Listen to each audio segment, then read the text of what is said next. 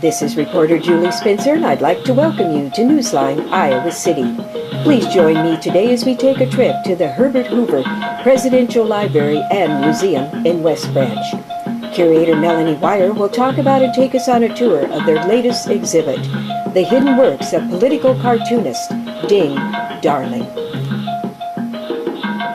Welcome to the Herbert Hoover Presidential Library and Museum. Right now, our temporary exhibit is on the hidden works of J.N. Ding Darling.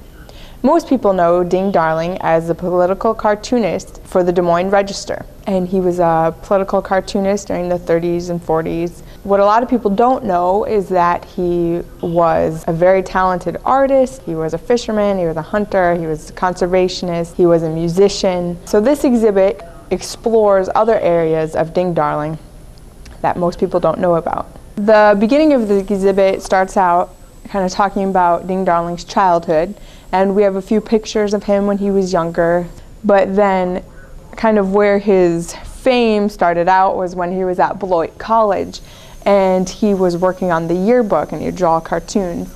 And there was this cartoon that you can see here where he drew many of his professors wearing tutus.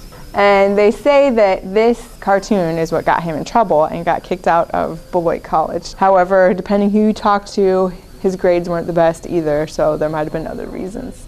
He was involved in music, the Seamen's Quartet at Beloit. Music was always a part of him, as well as drawing. And so we'll kind of fast forward ahead here to Darling being at Des Moines.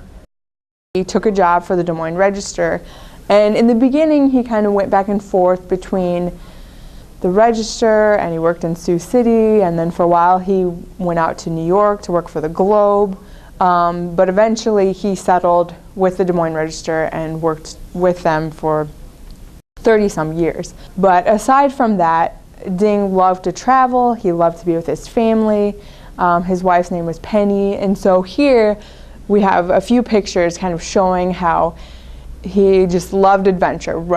If it was flying, he was one of the first Iowans to obtain a flying license, or if he was fishing. We have different stories over here about how he traveled with friends and they decided to buy a king cobra that they had around with them on their travels, and so there's a cartoon here where Ding kind of portrays that. He spent a lot of time in Florida with his family, and so we have a lot of Florida pictures, family pictures through here.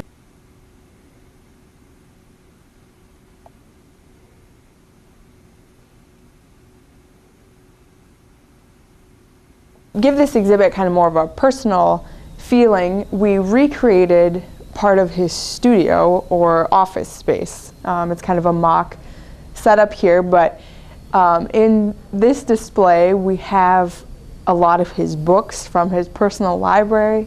We have some of his paintbrushes, his colored pencils, his watercolors. We also have a pair of his knickers. Personal items, there's a little toolkit, there's a tobacco pouch, there's a shaker, all different items. Ding Darling was also friends with Herbert Hoover, so being the Herbert Hoover Museum, we pulled a few of Hoover's items, such as a fishing pole, tackle bag, because they did fish together. So you'll find them in this area here.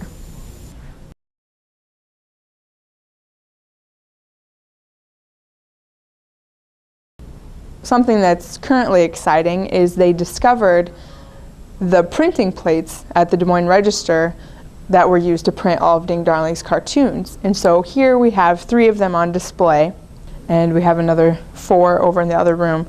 But these kind of show a different aspect that most people wouldn't think of with printing and how the plates are created. So it's kind of neat to get an up-close look at them and also see the cartoon that was printed from them.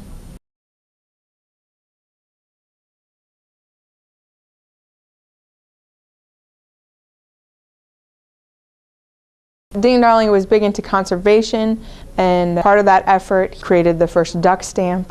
So we have quite a few sketches of his that have to do with birds and ducks, and a lot of those were used towards his conservation purposes. Then we have a film also that describes that. And then one thing that's kind of interesting is his last cartoon. He drew that and gave it to his secretary to make sure that it was published the day after he died. And it was kind of a goodbye to the nation and kind of a thank you cartoon. And so we also have that on display here.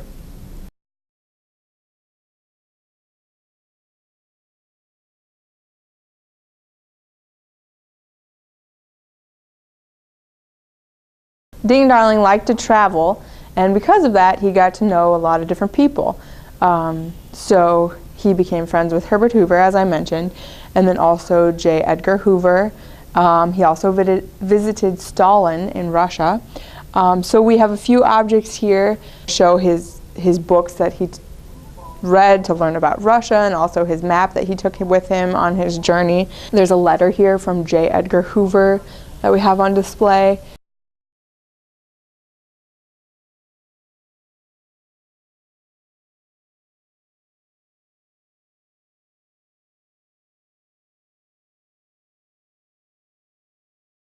Ding Darling did a lot of work in the Des Moines area as well, and this trophy we have on display was awarded to Darling for his efforts for conservation and the work that he had done in Des Moines, and it was given by the Des Moines community. This cartoon here is a piece that was not done by Darling, but it was done of him.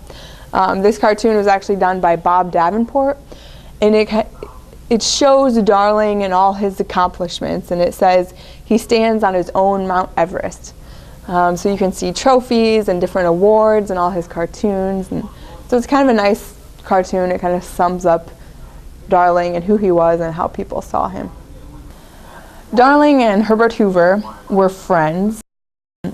It just kind of started out as a chance meeting, and Darling of course knew of Hoover and was always trying to draw him and trying to capture him the right way.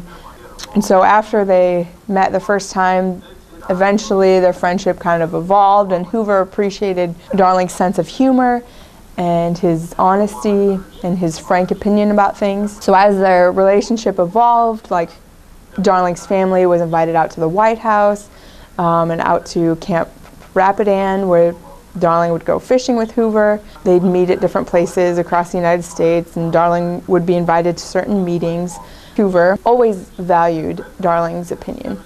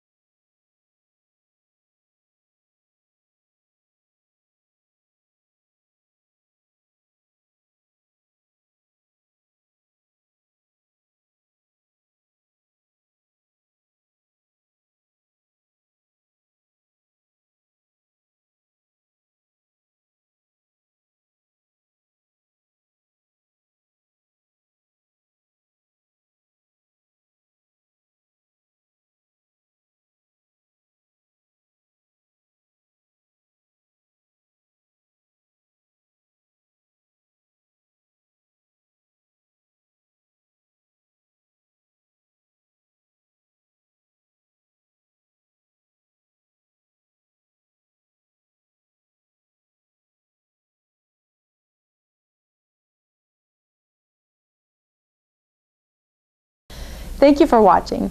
The hidden works of J.N. Ding Darling will be on display until March 23rd. The hours at the Hoover Museum are 9 to 5, 7 days a week. We also have a few Ding Darling items on sale at the gift shop. There are prints, books, and other items, so please stop by. Enjoy.